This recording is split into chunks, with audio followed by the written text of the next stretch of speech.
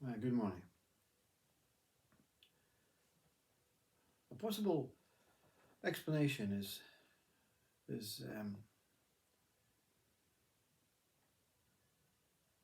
felt as if it's needed, so that you do what you like um,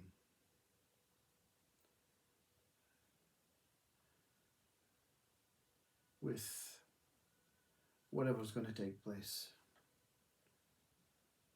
Over 1,300 videos of um, what um, most minds would see as nonsense, as just some sort of strange guy. I don't even know what a guy is, but some strange being appearing and just waffling. Um, but there is a kind of um, a cohesiveness behind this, and it's not the person, it's not me, it's not I. There is a unity, a unification from some sort of mesmerized God who is advocating for everyone to be as they are, to not to change, not to seek enlightenment, not to seek religion, not to be powerful, not whatever you're aiming for. You're not expected to have a successful, what we call a successful um, completion. The completion on life is exactly the same as when you entered this life, whether on this body or whether in many other bodies. But as a child, let's look at this life. You were mesmerized. You have no mind to remind you that you were mesmerized. But you can look at any child's eyes in that first 2 days of being born, and it is in awe of what it sees. It's not frightened. It's not apprehensive. It's not worried. It's not any state of mind, because it has no identity or ego or any state to explain to it what is taking place. So whatever happens in your life, be it what you judge as good or bad, be it that you judge it as a success or a failure, you're going to be mesmerized. And that's what this utterings and speakings are about, that whatever takes place in your life, something is going to shock you out of that confused identification, conceptual, ideological, measuring, judging, preferring, comparing, seeking, wanting, believing, hoping, attaching, associating mind. You're going to be mesmerized.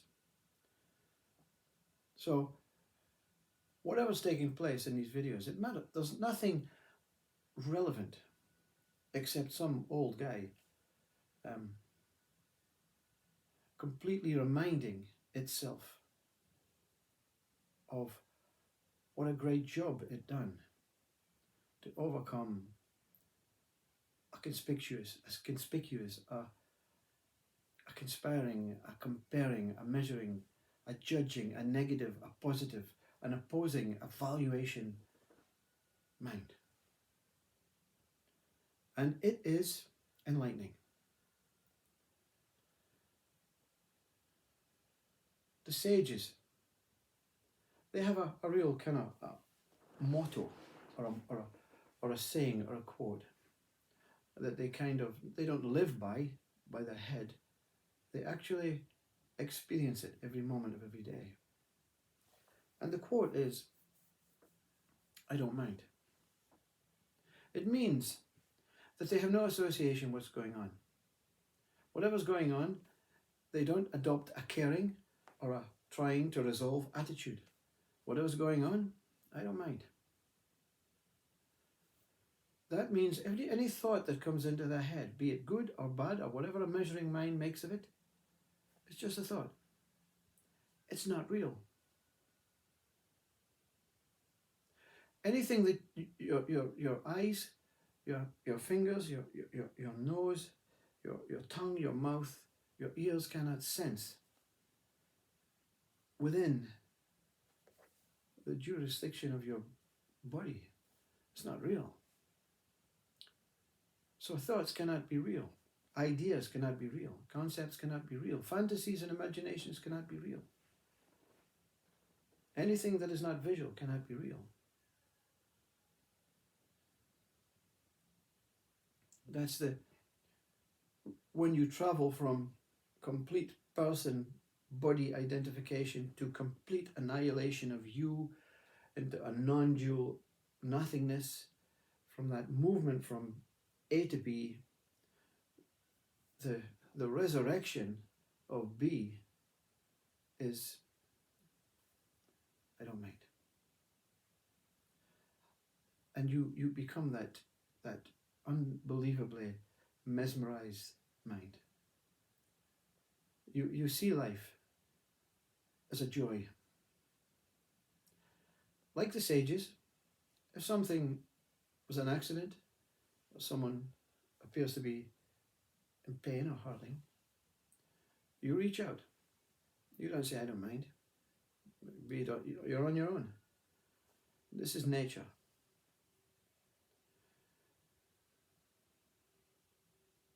But there's no self-pity. There's no self-blame.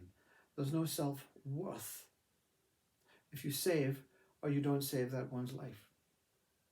It's not in your hands. You see, that being mesmerized means something that you tend not to try and call a name is completely above or beyond what we perceive, what is taking place.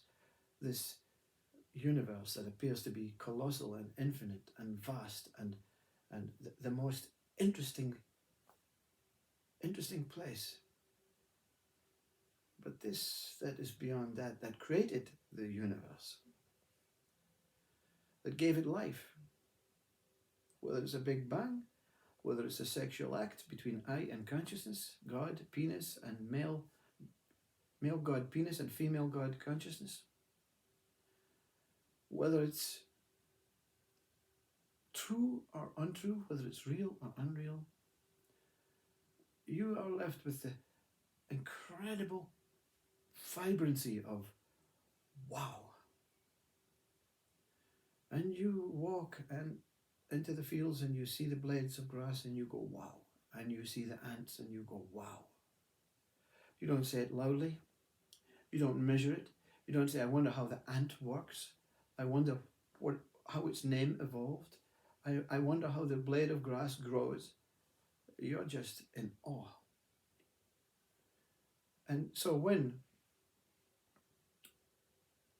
most minds, most egos don't like the idea of surrendering and giving up and saying, well, I don't know what this God is, but it is incredibly, incredibly far more important than what we're appearing to be thinking we have to do here. Thinking that we are the thinker, the doer, that we are important. We are important to observe that mesmerization, to experience being mesmerized. That's the role. We're appearing as God, looking for God on behalf of God to say, wow, did you do this? How the hell did you do this? And when you ask the question, how the hell do you do this? After enlightenment, God says, what you don't get caught again, what you don't try and find out and establish and discover. And you see the world of scientists and religion and all aspects of life saying, what the hell are you doing? Like, just enjoy this. The I don't mind means when death comes to this body, it's okay. There's nothing I can do to prevent it.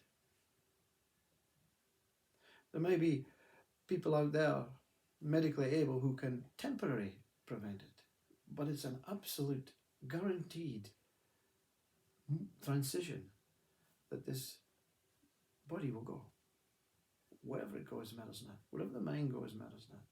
I don't mind. So you're not in the ego state of I care and I have to do everything to make everyone happy. Or I don't care.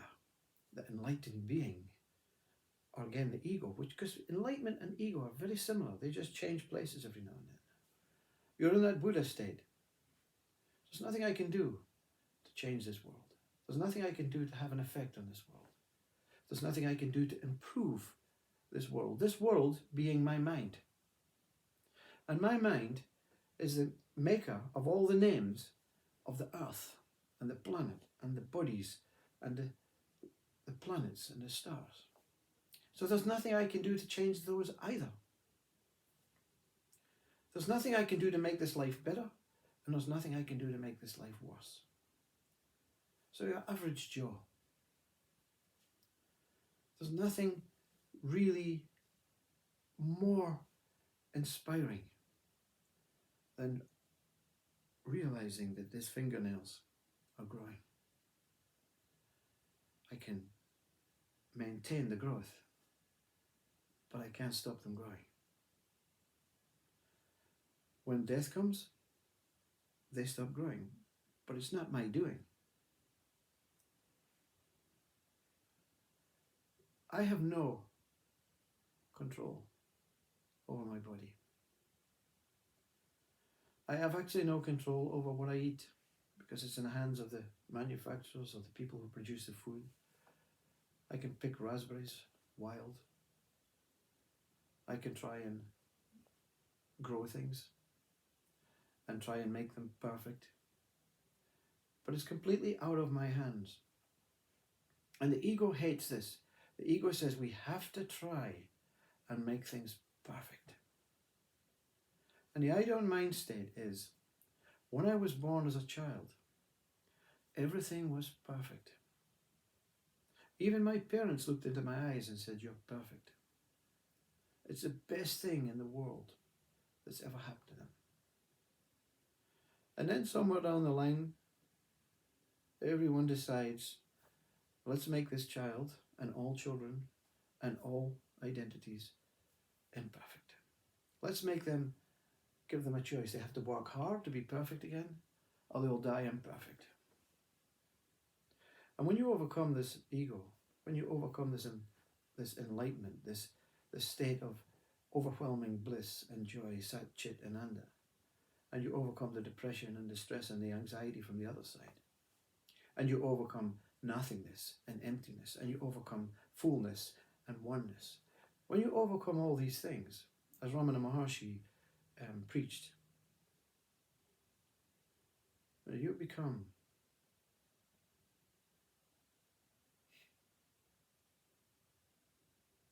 mesmerized.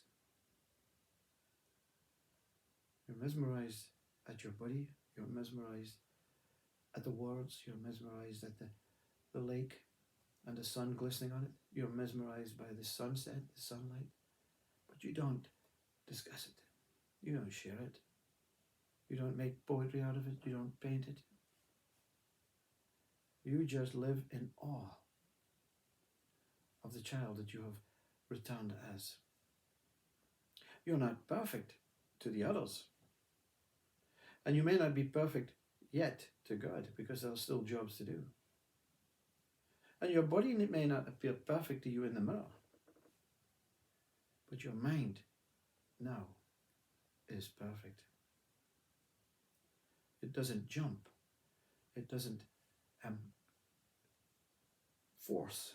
It doesn't seek. It doesn't question. It doesn't think about anything other than gratitude and how incredibly mysterious and miraculous that this whole experience of being alive is. So these words, they're of no use to you. They're of no use to anyone. They're just floating around in space. And you're trying to attach on to others' worlds, others' experiences, others' qualities, others' successes, others' materialistic gains. And you want to be the same as everyone else. Well, the fact is, you are identical to everyone else. You don't look identical. You don't express yourself as identical. But that what lies within is identical to everyone else. And everyone else in its whole state is identical to God. And you are mesmerized by that, what implanted that information into your soul. Because you're not speaking on behalf of your ego. You're not speaking on behalf of your enlightenment or your person or your family or your financial gains. You're just speaking about what it is and how incredibly good it is to be alive. And these words appear to you as if they're coming from this head. But these words are coming from a place that we all recognize as pure consciousness. We may not have experienced it, or we may think we're not experiencing it, but we are it. We are the whole consciousness collectively, the whole female, enshrouding, moving, sensual activity that enshrouds the male, the phallic eye tower. And when they connect, everything becomes that orgasm, that big bang. And it never fades. And it never leaves you within. Whatever I am. So please, don't pay attention to anything other than whatever it is that you're going to be mesmerized by. Whether it's nature, whether it's God, whether it's your ability to speak, whether it's your deep, dark sleep, whether it's your wakefulness, whether it's the sunset, and everything. Without your consciousness, without your I,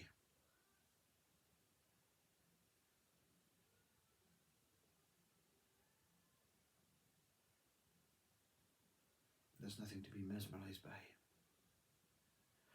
So you cannot adopt this attitude that I don't mind. You cannot just think, well, I'm going to act this out that I don't mind. You have to find Buddha. How? Where is Buddha? And that was Papaji's final words. Where is the Buddha? Find the Buddha. Only you can do it on your own. Only you can do it through a need to discover something absolutely mysterious within yourself. And only you can do it through me, your me, and I, your I. Because I am that I am. And when you discover it, I am that I am, becomes one is